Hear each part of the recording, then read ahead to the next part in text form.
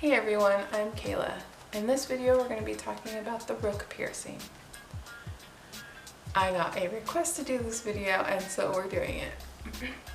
So this piercing is pretty similar to other inner ear piercings such as the date or dot. Cleaning can be very difficult with this piercing, especially on the underside, and if you have a really prominent helix root and that covers or hides the top part of the helix, then it can be difficult to see and clean. So you kind of have to do a mirror trick to see in that area. I would recommend using a Q-tip to kind of clean any debris out. If you have a friend or family member that can help you, that would really be helpful. The healing with this piercing is pretty similar to the date.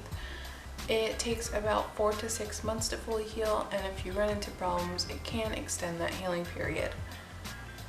The jewelry options are pretty similar also to the date, except that a curved barbell is definitely more common with the Rook piercing, and a captive or seamless hoop is really uncommon, but it is possible.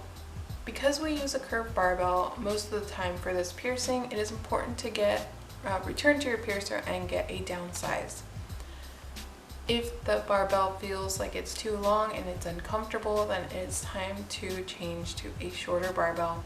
If the barbell feels too small and your swelling is kind of filling up that space, return to your piercer and we can get you a proper fitting barbell. Sleeping can be uncomfortable with this piercing, and I would recommend either using a travel pillow or to kind of sleep on the opposite side. This piercing is very commonly mixed up with a dot piercing because their ridges are pretty similar, and if somebody is pointing in that area and saying that this piercing helped my migraine or this is the migraine piercing, you can easily get confused with which one people are talking about, so the names kind of get mixed up. This one I have not heard helps migraine, but if you want to try it out, by all means do it. It's a cute piercing, so I don't see why not.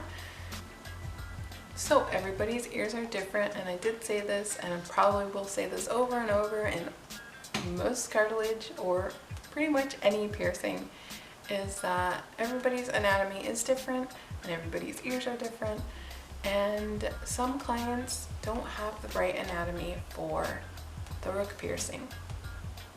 And like I mentioned earlier, if the helix root is too large and covering the area where we would pierce, then it's a little bit more difficult to see, and maybe we would discourage just because aesthetically it doesn't look pleasing.